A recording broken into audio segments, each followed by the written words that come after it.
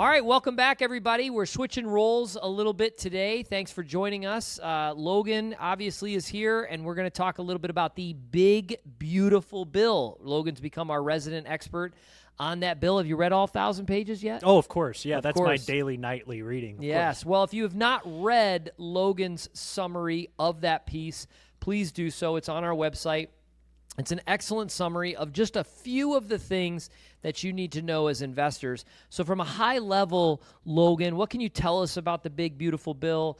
What have you gleaned from some of the things that you've read? I know you're joking, but I do know that you've read most of it. So, Yes. What have you picked out about it that we can share with investors today? Yeah, I mean, this is an all-encompassing bill, so I could go on and on about it, but I think the most important things is from a financial perspective and from an investor perspective that we're talking about today, because you could go down a lot of rabbit holes, right? The first thing is it's massive. Like you said, it's over 1,000 pages long. It is covering a lot of different areas.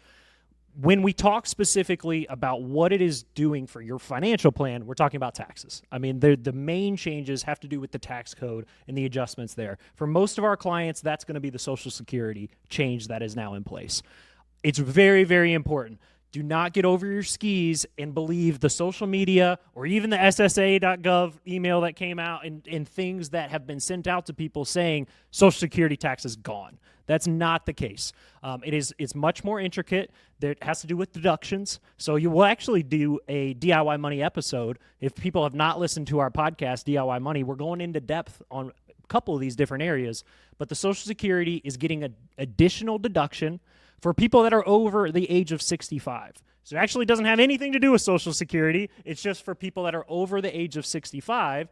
And the administration has kind of used that to say we're getting rid of tax on Social Security. Well, let me interject. So what you're saying is, in summary, they have an increase in the amount of deduction available for people over the age of 65, which ultimately, in most cases, translates to lower tax on Social Security. So it's not a direct, hey, we've cut taxes on Social Security, but we've reduced or we've increased deductions in other areas that will impact Social Security taxes for most people. That's exactly right. Yeah, and again, I say deduction because we have standard deductions in our country that we talk about regularly. It's basically gotten rid of the itemization. This bill does extend that and basically makes it permanent, having those standard deductions, but that's a little over $30,000. This is adding on top of an already senior deduction, which was about $2,000. I'm giving round numbers. That's not exact. But this is another $6,000 on top of that. So we're adding quite a bit to the seniors deducting from their taxes, which basically means if you have $100,000 of income, you now take the standard deduction plus the existing senior deduction plus this $6,000 and reduce your income before you calculate what your tax bill is. And if he lost most of you, that's why you have an advisor and a tax advisor that hopefully is part of your overall planning team. For those of you that are clients, that's why we have Allie, who's a CPA. We have Logan, that's a CFP, Daniel, CFP, etc., to look at this all-encompassing. The two areas that I want to address, however, you did a really nice job. We'll put a link below on the television. You were on local television yesterday. I thought it was kind of fun. They were like, from his podcast studio. It was a great spot. But you talked about tax for tips, and I have an 18-year-old in the house that immediately when he came home, he had heard the news. He was like, no tax on tips. He was all excited about that. But like the Social Security, it's not that black or white. So what can you tell us about tax on tips? Yeah, this is great. And for your son, I think it's comical because I've heard that from a lot of people. Your son wasn't paying taxes on his tips anyways. No. He was getting that money back regardless. Yes, but the way – this is a good point because – and this is just interesting for those folks at home. When I worked as a server, where I met my wife, fun fact, and I worked as a server for a very long time during college, and you would get your tips almost always in cash. This was before a lot of credit cards, and you would declare your tips. Right. Now, I would love to say that every night I counted every dollar of my tips, and I said, well, this is what I have. Then that would come over on your paycheck, and you would have additional amount withheld for the tips that you already got.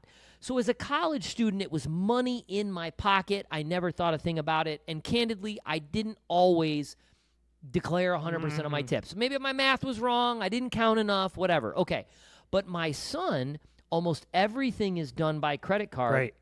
And before they transfer the tip amount to his account, which they do nightly, I love this business he works for, they do it nightly, they deduct an amount for taxes immediately off the top. Now, yes, when he files his return, he will ultimately get that money back, but he doesn't think that way. So what can you tell us about that? Yeah, so this is important because it's actually backward looking for the whole year of 2025. So people that have had that withholding every single paycheck on their tips are probably going to get a nice paycheck in April whenever they file their taxes.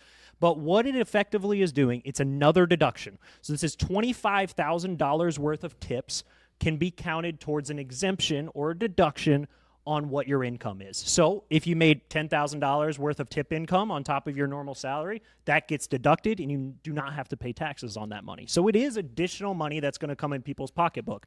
Now, here's the rule on all of these things. There's also overtime that's going to be an important new addition. There's the taxes on tips and there's the Social Security.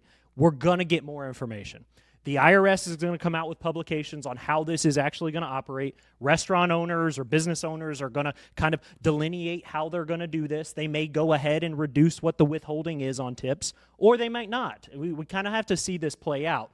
But over time, as we get more information, for people like your son, if we knew everything today, I would tell your son, hey, go into your HR department, tell them you want to lower your withholding on what you're paying into the government because you're not going to owe that much anymore. The last thing I want to talk about, the thing I'm most excited about, it's not gotten a lot of headline yet. It'll be really interesting how this happens, and I hope a firm like ours is able to participate. The child account, the $1,000 per child born I read 2024, right? Yeah, 2024. So 2020, even babies that were born last year, they're going to get $1,000 into an investment account. Yeah. Do you know anything about that yet? Yeah, so they were originally called MAGA accounts, or Trump accounts now is what the final name was. And effectively, it's going to be subsidized by the government. If you start one of these accounts and you put money in it, they're hypothetically going to put $1,000 in it to help you get started saving for the kids' accounts. So it's almost like in addition to a custodial account or a 529 account. I've had people ask, like, how do we get that $1,000 in our 529? It's not going to quite work that way. It's going to be a completely separate thing. Again, this is going to be something that they're going to give us new rules and explanations on, because right now, the way it's written, at least on the things I've read, it says savings account. Now, that's not nearly as incentivizing as an investment account where you can invest, put it into stocks and bonds and investments for your kids long term. But we'll kind of get more rules on that. And if it is an investment account, it's going to be a great new strategy to be saving for kids. Well, I know that it was spearheaded by some people that are very investment focused. Yep. So I would imagine it becomes maybe like a 529 that has the mutual fund options, the growth options, the preservation options, et cetera. So let's hope that. But what's fascinating to me, and this is way down the road, but it does lay the groundwork for what I think will ultimately become a semi or fully privatized Social Security.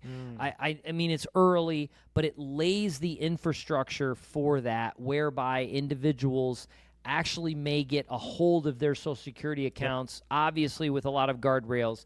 This is pure speculation, but in my opinion, this is the first sort of nuance towards this direction that I ultimately think we go sometime in the future. Yeah, I agree with you, actually, because if you look at the private sector, and public sector often follows the private sector later on. It normally takes them years, but they figure out that the private sector knows what's going on.